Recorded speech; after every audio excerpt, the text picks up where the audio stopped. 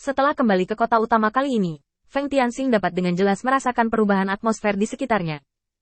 Sebelum memasuki rumah tuan kota, Feng Tianxing tertarik dengan perasaan ini dan duduk secara acak. Selama 3 hari ketika saya pergi, apa yang terjadi di kota utama?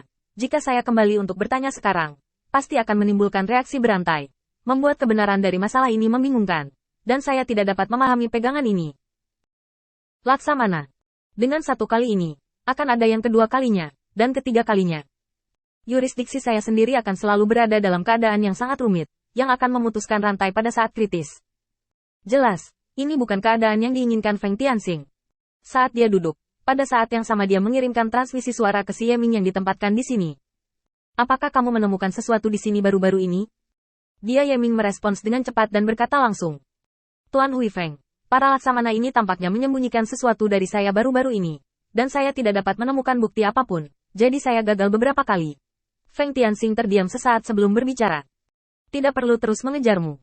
Aku akan menemukan cara untuk menangani masalah ini. Ngomong-ngomong, bagaimana persiapan ketiga angkatan bersenjata untuk inspeksi hari ini? Si Yeming kembali dengan gemetar. Lokasi pemeriksaan TNI sudah 3 kali disiapkan, tapi semuanya rusak. Sekarang saya masih mengawasi pembangunan di bawah pengawasan saya. Feng Tianxing tiba-tiba tertawa. Orang-orang ini sedikit berani ketika aku pergi.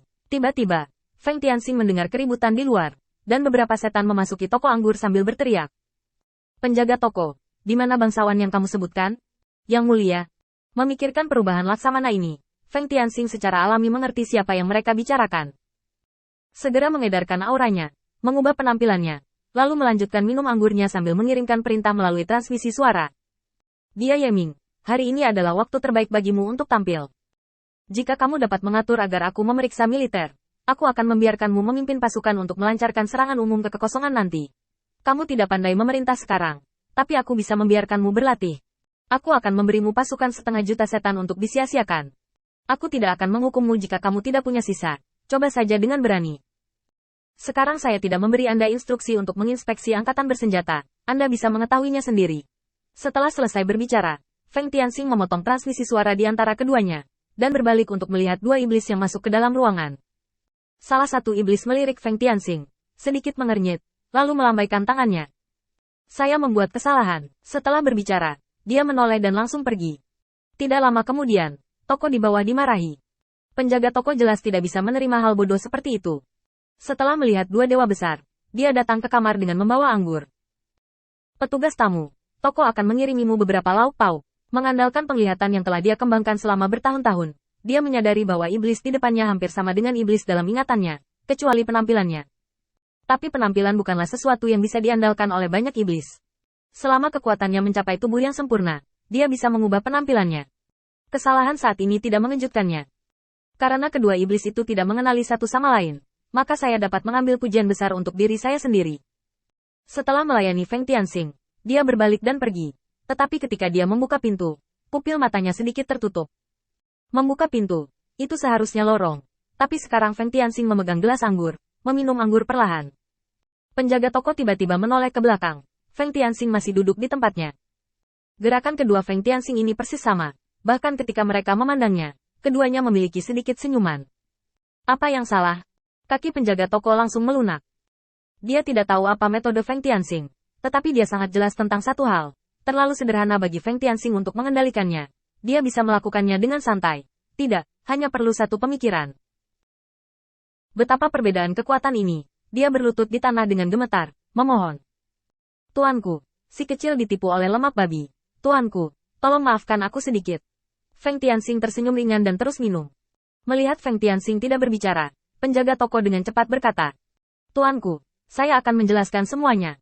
Dan saya akan menjawab apapun yang Anda minta. Saya akan memberitahu Anda segalanya. Dan saya tidak berani menyembunyikan apapun. Feng Tianxing tersenyum lagi, yang langsung menghancurkan pertahanan toko. Dia tidak dapat memahami Feng Tianxing, yang berbeda dari iblis manapun yang pernah dia hubungi. Meski tidak terlalu agresif, ia tidak lemah sama sekali, bahkan lebih kuat. 2 senyuman rahasia itu langsung mematahkan pertahanan toko. Dia sudah membuat rencana untuk menjelaskan semuanya. Adapun semua yang dijanjikan orang-orang itu, mari kita kesampingkan lebih awal. Hidup adalah hal terpenting sekarang. Tanpa menunggu dia berbicara, Feng Tianxing tiba-tiba mengulurkan tangan dan menjentikkan jarinya. Penjaga toko tiba-tiba berdiri tercengang seperti ayam kayu. Kembalilah. Kamu belum melihat apapun di sini. Kamu belum melakukan apapun di sini.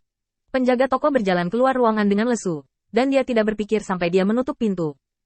Apa yang akan kulakukan barusan? Saat Xiaoer menelepon, pemilik toko turun untuk menangani masalah sepele di restoran kecilnya. Ketika penjaga toko memasuki ruang yang dipisahkan oleh Feng Tianxing diam-diam membaca ingatannya.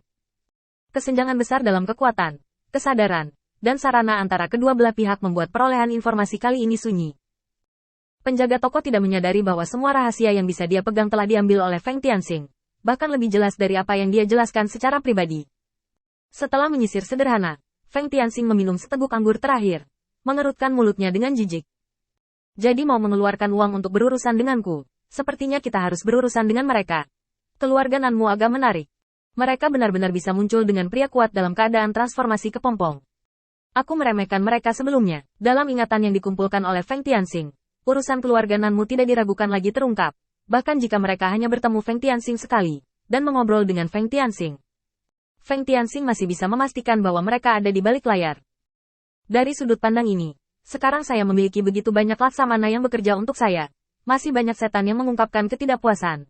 Dan kemakmuran di tangan saya hanyalah bangunan yang runtuh, yang dapat runtuh kapan saja. Sama seperti saran Song Yi untuk dirinya sendiri, dia tidak memiliki penampilan banyak setan, dan dia tidak memenuhi harapan para setan. Mereka yang sangat kuat tidak mau bekerja sama dengannya. Ini adalah berita buruk, tetapi juga kabar baik. Kekuatan dalam lingkup yurisdiksi kota utama jauh melampaui apa yang saya temukan sekarang, dan keluarga ini masih memiliki kekuatan untuk melawan kehampaan.